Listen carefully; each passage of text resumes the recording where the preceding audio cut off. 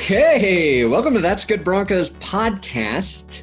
I am Brandon Perna here with Will Keys, renowned football scientist and psychologist and physical therapist and former offensive coordinator. Basically, Will knows everything you need to know to have a podcast and talk about football. Today's episode brought to you by DraftKings Sportsbook. So make sure you check out DraftKings Sportsbook with the code DNVR when you sign up to get their can't miss offers. Also brought to you by my coffee company that has launched today, benchwarmerbrew.com. Just some really, really good fucking coffee. Medium roast beans that are gonna knock your taste buds through the back of your skull. I've got a lot of slogans. Since it's my coffee company, I can say whatever I want. And your eyes are not betraying you. The print of my logo on this mug is a little off kilter. So very, very classic That's Good Sports. And of course, the big boss, as I mentioned, we had no idea was going to be printed on the back of the mugs. But here we are. The beans are good. And we've partnered with the Faya Foundation. So every purchase you make through our store helps feed somebody in need. So you can feel good about getting my coffee. Benchwarmerbrew.com should have a link in the description. That launched today. Friday on the main That's Good Sports channel. Top 5 gingers in NFL history. I'm editing that right now. But today, we're just going to talk about the Denver Broncos. This is also going to be, I guess, our prediction episode for Broncos Saints. Since we've got the holidays, Will and I are going to take a couple days to get a little R&R. Also because my family's doing Thanksgiving on Friday, so my whole schedule got messed up. Okay, I'm done. You can talk now, Will. That's all I had to say. Cool. No, excited for some coffee. I got to get you some. I need a good medium roast in my life. Oh. And you know what? I think with the mugs, you don't like the big boss now, but it'll start to grow on you.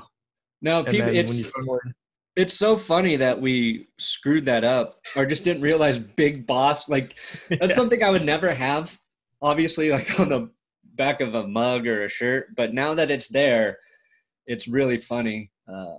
It's like when ironic get. So. Yeah.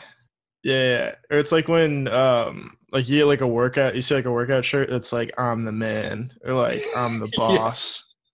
Yeah. I've sometimes like when I'm working out in my basement, I'm like I should do a fitness YouTube channel, and then on my unfinished basement wall just have like a like as my constant backdrop is a quote that just says something like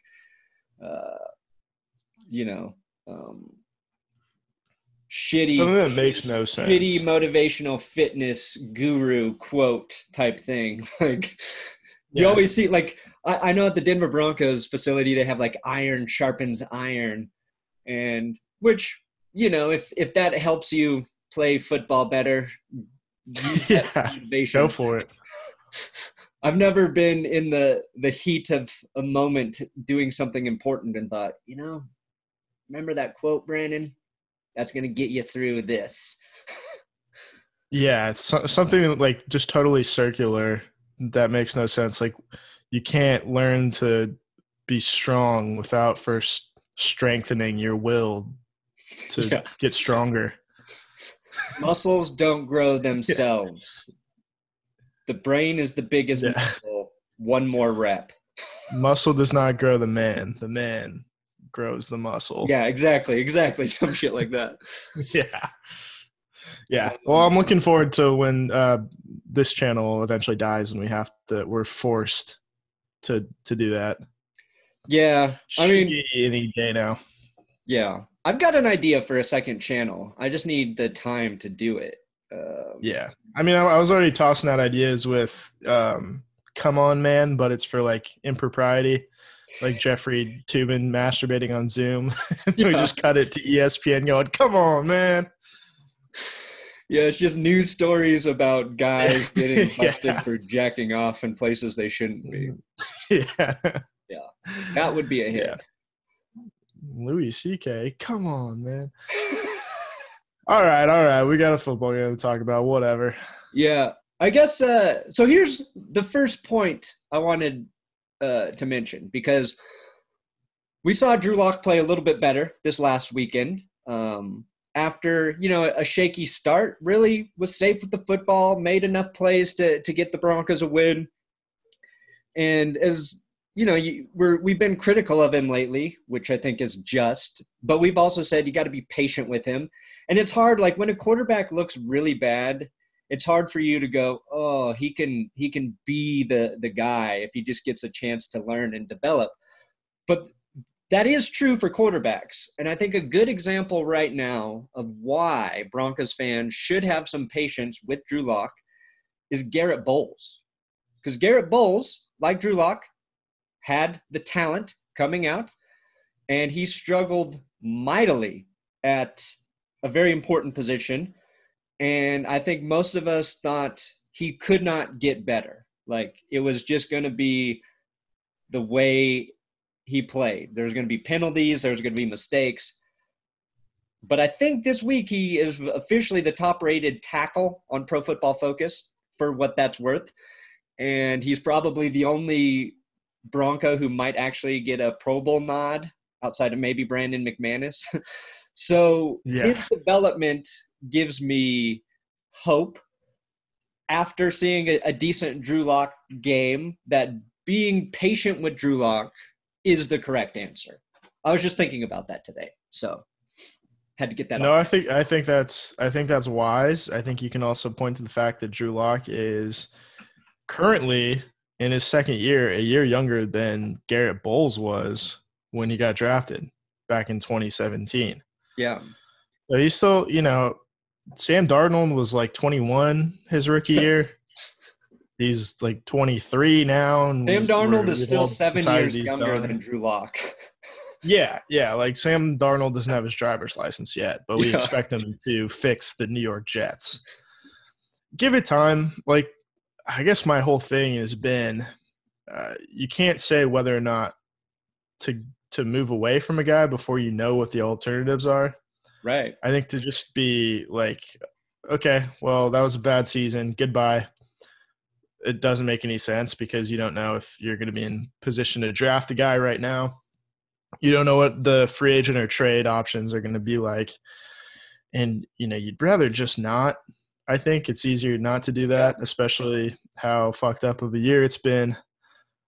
So, I think he'll get another year. People kind of had mixed reviews of how he played against the Dolphins. I thought that was a really, really good performance after the first drive. And it doesn't show up because the final stat sheet's like, 270 yards, 0 touchdowns, 1 pick. You don't have to throw 5 touchdowns to have a good game. You kind of just have to defer to your running game and make the plays that are asked of you. And that's what I thought he did. Honestly, like, you want your quarterback to only have to throw for like 200, 250 yards and maybe a couple touchdowns, and you have the run game going. And one thing, like we talked about, I think in the post-game recap, it looked like they actually had more designed like bootlegs or rollouts for Drew Lock. And he converted 2 first – I forgot that he had 2. He converted 2 first downs in that game with his legs, or at least made 2 like solid runs that were sort of key. And it's just like, I just want to see more of that from him, where you just get that extra added benefit of your quarterback moving the chains. And it's not just, him throwing the ball. They can run it with a running back. He can run it and he can throw it. And when you have to defend all 3 of those things, it makes it a little bit tougher for the defense. And the Dolphins, heading into that game, their defense was playing as good as any defense I felt like in the NFL. So the fact that they performed against because it's not like they played, I'm trying to think, like the Seahawks and eked out a win because their defense was fucking terrible. It's a good defense. They performed well. And then the Broncos defense, played very well against, an all right offense. So, yeah, it brought some positive sort of feelings back into my body about the Broncos. And like we've said before, if there's a season for your quarterback to go through some terrible growing pains, this is the one. Like, if you want Drew Lock to have some of his worst performances so he can grow, this is the season to do it, because it's a shitty, weird season that will never be remembered fondly in history. Setting that up, I think we might not even remember it at all. Yeah, I'd like to do that. When they show like stock NFL films footage for like promos or stuff like that, it's going to be so weird because there's going to be these slow motion shots of like players running the end zone with like the fans in the background. And then there's going to be some where there's just like an empty stadium. Right. That's just we're always going to be like subconsciously reminded of this for years and years and years. And I'd rather we just like burn all the tape after this season's over. Fair enough. Burn it all. Except for Bryce Callahan and Garrett Bowles' film. Yep, that's the stuff that matters. It is strange that, like, out of all years, this is the one that they play well or show up or, are healthy, whatever. Kind of strange how that works. Either way, hey, we got the Saints, and there's no fans in the crowd to potentially boo the Broncos on Sunday. Yeah, that'll help. Taysom Hill, is it going to help? It's the Taysom Hill Saints offense is going to be interesting to see how the Broncos play against that. I'm a little concerned that he's going to be hard to defend, since he will probably run frequently. Agreed. But, I mean, I don't know. The defensive line looked good against Miami with Tua. So even though Taysom Hill is like 47 years old and getting his second start, he's still a new starting QB. Older than Brock Osweiler. What's that? Older than Brock Osweiler. Oh, shit. And Osweiler's already retired, huh? And he's already retired. Yep. Wow. Kind of crazy. That's really crazy. Feel old yet? Yep. Yes. I feel a little bit old. Yeah. Yep. Yeah, so I mean, those are Mormons. Taysom Hill is what Tim Tebow could have been if he had a decent throwing mechanic to help him. Yeah, I kind of wish Tim Tebow had gone to like Sean Payton, or I mean, I guess he was with Belichick, and Belichick couldn't really do anything with him. Tebow just like he still wasn't as good of a passer as Taysom Hill. He was the worst passer I've ever seen in my life. Yeah, I mean, when it's all said and done, was he really worse than Paxton Lynch though? Oh no, I mean it looked worse. It was like the ugliest. Oh yeah, it looked bad and it was inaccurate, but it was just like it was beyond repair, I think, at that level. It's not right.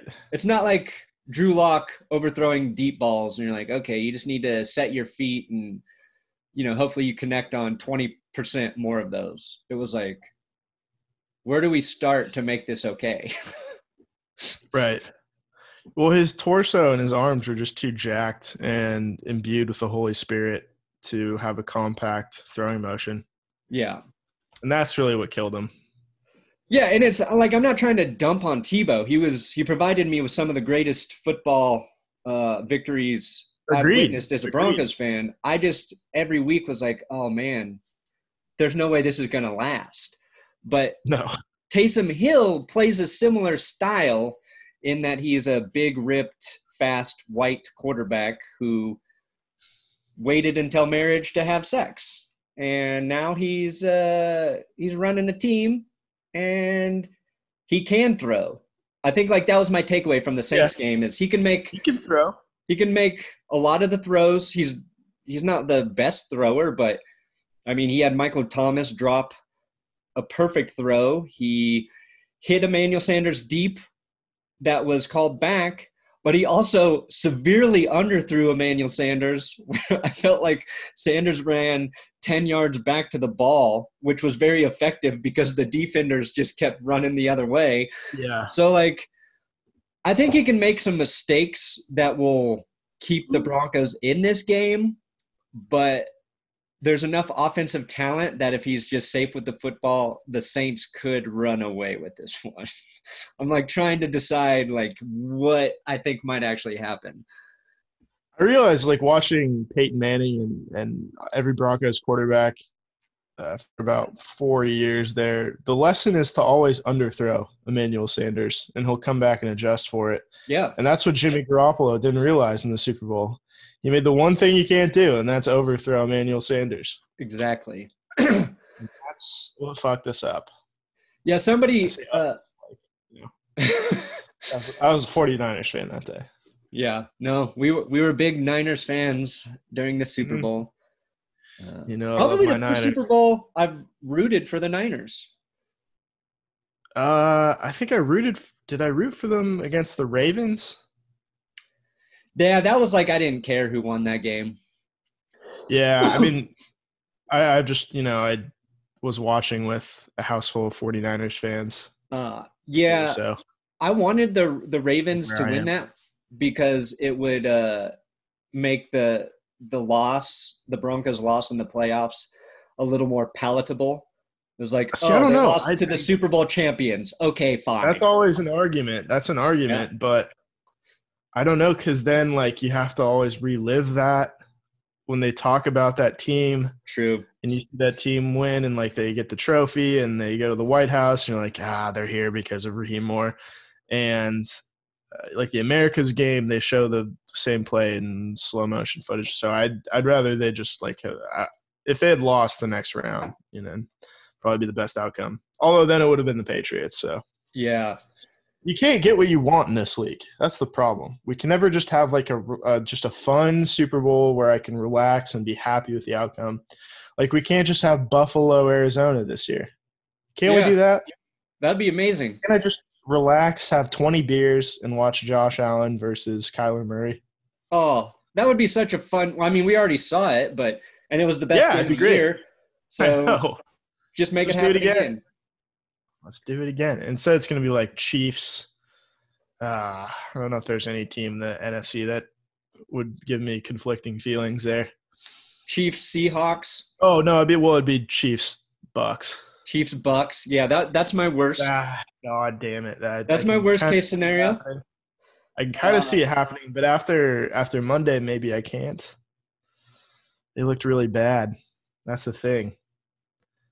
They look bad. Tom Brady would probably lose that Super Bowl and not shake anybody's hand. Yeah. What a wuss. What a wuss boy. Oh, man. Yeah, it's like you get it, we understand why he didn't shake Nick Foles' hand because he's still embarrassed about that loss. He beat Jared Goff in the Super Bowl 2 years ago. What's the big deal? Get over it. Come on. Get over it. Just shake his hand. It's like so stupid to even talk about that. But I know. People were. He threw two of the worst interceptions. Oh, it was so nice. Yeah. It was great. I thoroughly enjoyed watching that game, just as I thoroughly enjoyed the Saints dismantling the Buccaneers. And if the Broncos have to lose to the Saints so they can best the Buccaneers, then fine. If that's the contribution Denver makes to keeping Tom Brady away from the Super Bowl, fine. But after the Saints game and after that loss to the Rams, I don't think the Bucs have a real shot of even getting to the Super Bowl. It's just like – it doesn't feel like it.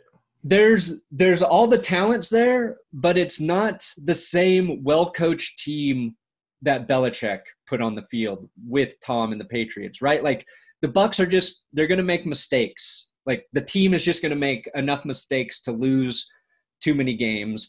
They can blow anybody out when they're in sync, but if Tom's struggling, his deep ball looked horrible. he was making some bad decisions, and Goff made some, two bad throws that kept Tampa in the game. It was just, and Aaron Donald didn't do anything in that game to really help the Rams. Like, if they play again, you would expect that maybe Tom Brady is actually under pressure more. And also, it just means Von Miller all-time better than Aaron Donald, because 2 Super Bowls, Von Miller got Super Bowl MVP, Aaron Donald lost to the Patriots. And then in another primetime game, what happened to Aaron Donald? Where was he? I didn't see him. I don't even know if he was playing.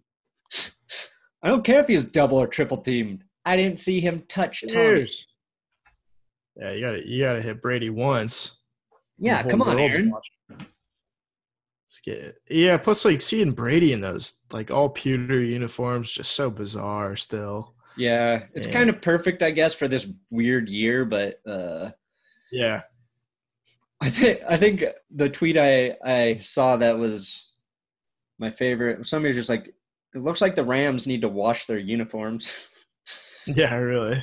I think it like just rolled around in mud. Yeah. Oh yeah, the Rams. Yeah. It's like an old undershirt that you've worn too many times. It just has that yellowy, grayish sort of tinge to it. It just looks like your gym shirt from freshman year of high school. Exactly. Yep. It's just been sweated on, and the colors have been running forever. And you see Jalen Ramsey out there with the short sleeves, like the loose short sleeves, and you're like, I don't know if I trust him anymore. But who knows? Like maybe the Rams are a team that can get back to the Super Bowl. It feels like they've been lifted of the curse of Todd Gurley, and they paid to get him out of there, and it worked. And every running back they give the ball to now or throw to is just as capable as Todd Gurley is in Atlanta. And they have a formula that works. Yeah. It's so do the Saints, if we want to go back there. Yeah, here we go. Yeah. Broncos, Saints. That's what we were going to talk about. Yep. No, I mean, we saw the Raiders annihilate the Broncos with the relentless rushing attack. And so now the Broncos got to play one of the best running backs in the league in Alvin Kamara.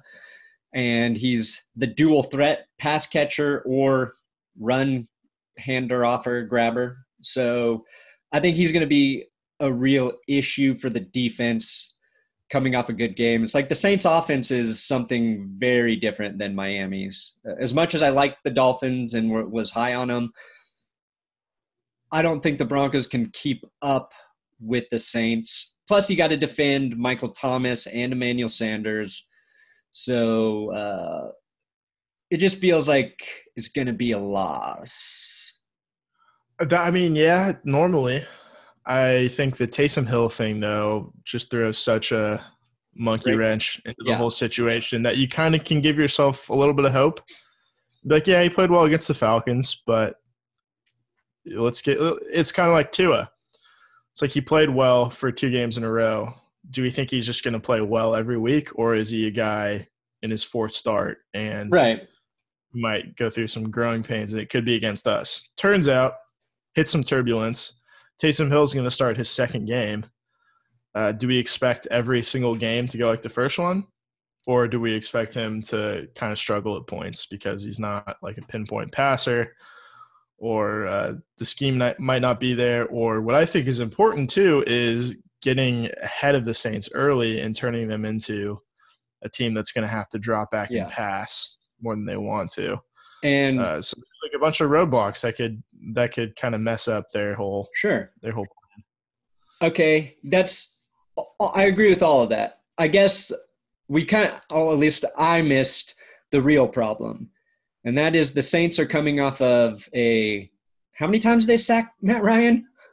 Like 8 times. 8 times. 6 or 8 times. Like that. So the Saints completely shut down the Buccaneers offense. And then they held Atlanta to 3 field goals.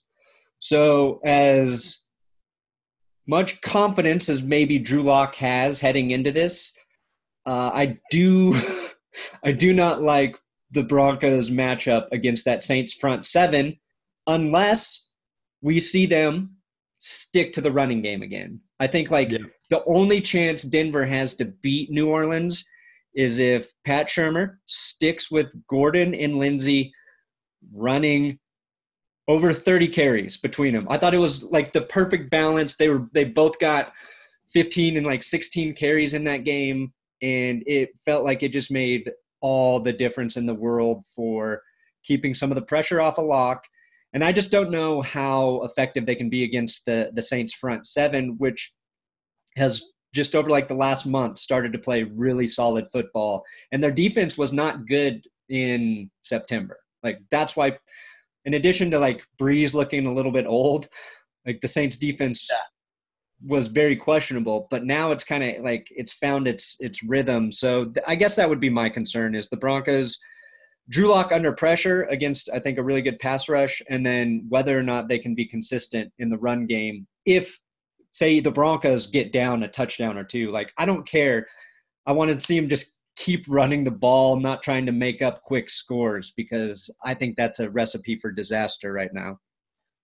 Yeah, that's the thing is, why did Drew Lock look better in the Miami game versus the Raiders game, where the Dolphins have a better defense than the Raiders do?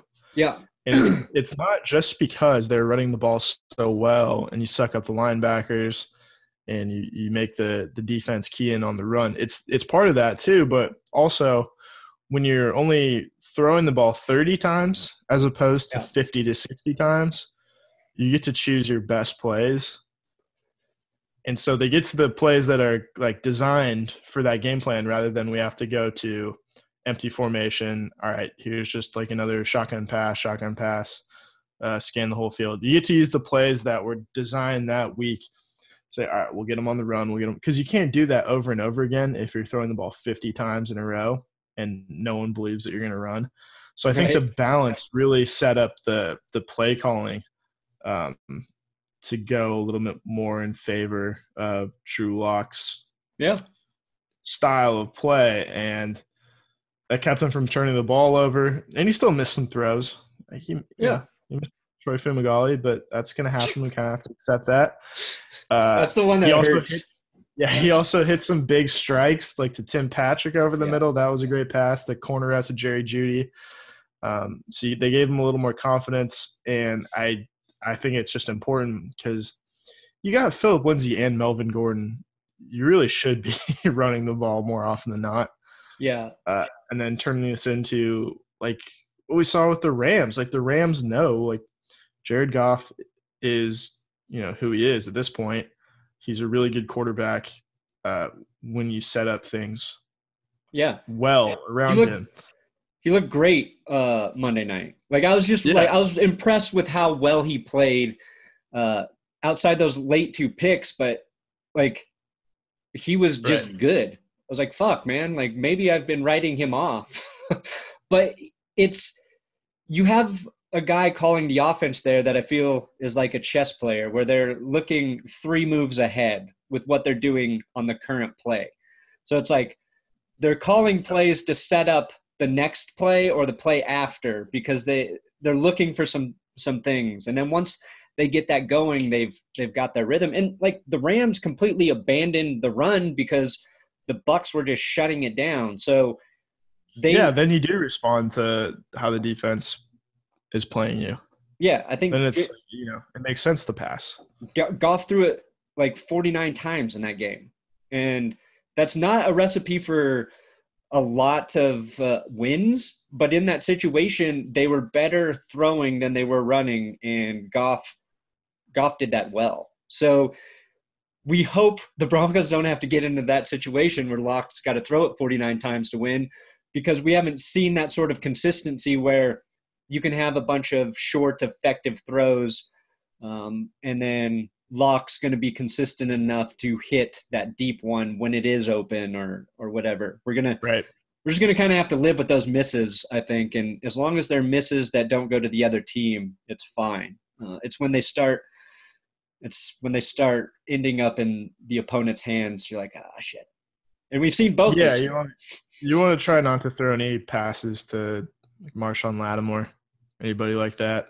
No, I would say interceptions bad. Unless it's Justin Simmons getting them. Holy shit. What a clutch. What a clutch player Simmons is. God. Covered so much ground on that pick. My God. Fitzpatrick thought he had the win. All the way across the field. Oh. No, sir. Yet. Did you I think it was when I was sort of pulling clips and rewatching after that interception, I thought this was cool. It was Ryan Fitzpatrick was having like a long conversation with Tua. And I think Fitzpatrick was telling Tua what he saw and like why he threw that pick there. I was like, that's just a nice thing to see a veteran and maybe they could have been talking about fucking gardening. I don't know. But it looked like Fitzpatrick was telling him what went wrong on that play and maybe how Tua can avoid making like the same mistake. And obviously Fitzpatrick, class act. But rarely do you see a veteran quarterback in a game make a mistake like that and then go and try to maybe teach up the young guy. Like, I don't know. I'd like to assume that it was a really heartfelt, nice moment. He's a good guy. Yeah, and if you want to lose, you want to lose to someone like Fitzpatrick. Fuck yeah. That's exactly what I was telling myself while they were driving down. Like, if I got to lose to Fitzmagic, all right, whatever. I can stomach that. Yeah, okay. You can live with it. Like, would you rather get beat in the AFC Championship by the Patriots or, the Browns? The Browns. Yeah, as embarrassing as it could be, Whatever. But also the Broncos undefeated against the AFC East this year. Ooh, that's Jets, right. Dolphins. Patriots. So they got the Bills in December here. And got the tough one. Yeah, that one's going to be tough. Well, maybe the Dolphins were the tough one. Excited to watch them. The tough ones. I think, I was thinking too with Pat Shurmur, it feels like he's better when he kind of accepts his quarterback's limitations. So you think about his best work as an offensive coordinator was probably in Minnesota with Case Keenum. Yeah, that's what probably got him his last 3 jobs. Yeah. It's like he knew his limitations so well and he had constraints. And so he kind of he was a little more crafty and rather than just all right, Drew Lock's going to throw some laser passes here to Jerry Jeudy or Tim Patrick or whoever. He's like, I got to set this up really well. I got to use some deception. I got to sequence my plays. And, it feels like he did that in Miami or against Miami a little bit. And so I just want to see him stick to that. And then maybe we'll cut him some slack. We'll cut him a little bit of slack for now. Yeah. No, we've been hard on him. Rightfully so, because he's been in the NFL long enough where he shouldn't need until week 11 to figure this out. But that's just us guessing. Little guess. We'll see. I mean, coming off a win, then playing a really good team like the Saints, we'll see if the Broncos learned anything. That's going to be my takeaway. Well, yeah. I mean, if they play competitively and it comes down to last 5 minutes or so, I think we'll be pretty encouraged. Good point. If they're in it in the final 5 minutes, that's a win no matter what the scoreboard says. Yeah. It's not, but it's good. Also, you know what's another win? No. Oh, It is DraftKings Sportsbook, America's top-rated sportsbook app. 'Tis the season for giving, and to celebrate the start of the most joyous time of year, DraftKings, America's top-rated sportsbook app, is giving all players the opportunity to cash in on a no-brainer this Thanksgiving. DraftKings Sportsbook is giving you the chance to double your money if either Baltimore or Pittsburgh score a touchdown in Thursday night's game. That's going to get a little dicey now that half of the Ravens have COVID. So keep your eye on that. All it takes for you to double your money is 1 touchdown. I guess Pittsburgh will probably score. Yes, you heard that right. All you have to do is opt in to the promotion, place your bet, and then sit back and watch the ball enter the end zone. Easy as pie. On top of that great offer, DraftKings Sportsbook is offering all new players a deposit bonus of up to $1,000. The holiday season is a time for family, so curl up on your couch with your favorite sportsbook and make it rain. Download the top-rated DraftKings Sportsbook app now. Use code DNVR when you sign up to get this offer. DraftKings Sportsbook is giving you the chance to double your money if either Pittsburgh or Baltimore score a touchdown in Thursday night's game. That's right. All it takes is one tutty, and you double your money when you use promo code DNVR during sign-up. For a limited time, only at DraftKings Sportsbook. You got to be 21 or older. Colorado only. Bonus comprised of a first-time deposit bonus. Deposit bonus requires 25 times playthrough. Restrictions apply. See DraftKings.com/sportsbook for details. Gambling problem? Call 1-800-522-4700. What is your final score prediction for the Broncos game? I'm going to go Saints 27, Broncos 23. Yeah, that feels right. 27, 23. I'll say Saints 30, Broncos 24. Okay. Do you know the last time we've lost to the Saints? No. I don't have it off the top of my head. I was wondering because last time we beat them was that Justin Simmons blocked extra point. Oh, yeah, that game was awesome.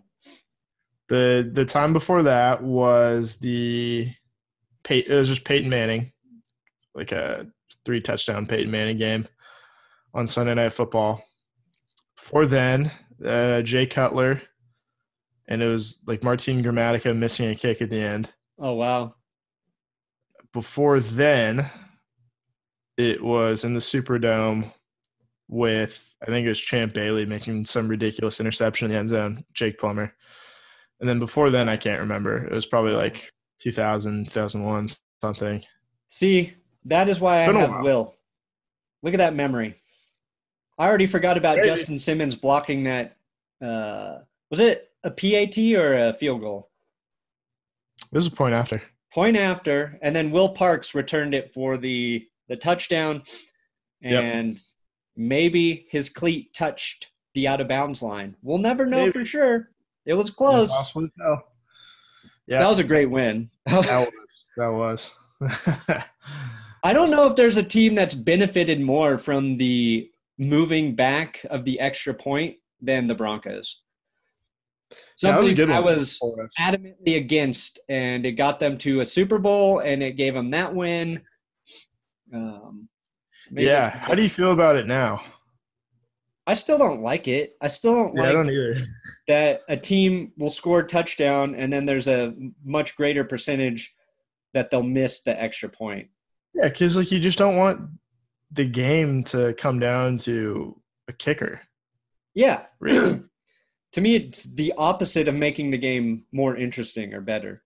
Yeah. I think it's like what I wanted was a 2-point play where you could opt to do a long field goal try or the 2-point conversion, and the 1-point play was your standard field goal, but I don't know. I like that. I think the Ravens would be scoring by 8s on every single yeah.